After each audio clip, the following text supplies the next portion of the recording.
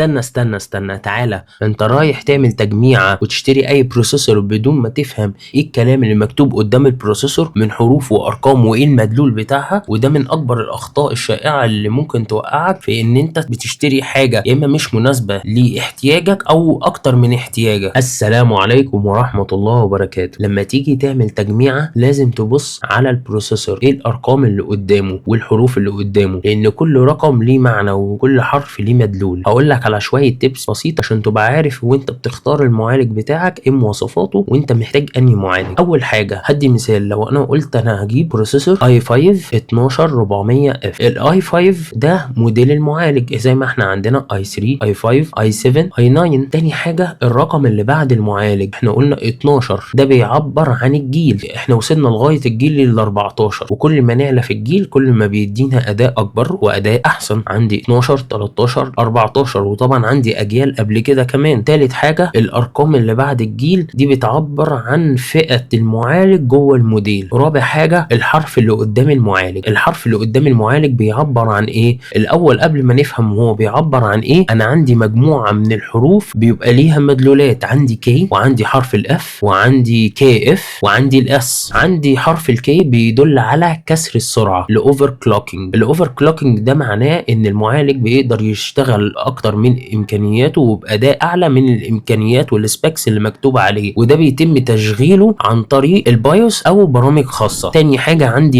الاف مدلوله هو نو انتجريتد جي بي يو، يعني ما اقدرش اشغل الكيسة بدون كارت شاشة خارجي. ايه ده، هو ممكن يبقى في عندي كيسات فيها كارت شاشة داخلي؟ ده اللي هو بيبقى فيها كارت شاشة بيلت ان في البوردة نفسها. عندي الكي اف ده بيبقى معالج داعم لكسر السرعة وفي نفس الوقت نو انتجريتد جي بي يو، لازم وجود كارت شاشة خارجي. رابع حرف عندي هو السبيشال اديشن، ودي نسخ قليلة جدا ونادرا ما هتلاقيها. خامس حاجة لو انت ما لقيتش ولا حرف قصاد الرقم ده بيعبر عن ان جواه انتجريتد جي بي يو، يعني في كارت شاشة داخلي، يعني تقدر تشغل الكيسة بدون كارت شاشة خارجي. يا رب اكون قدرت افيدكم بمعلومة بسيطة وسهلة، وما تنسونيش في لايك وشير وسبسكرايب، واشوفكم على الف خير.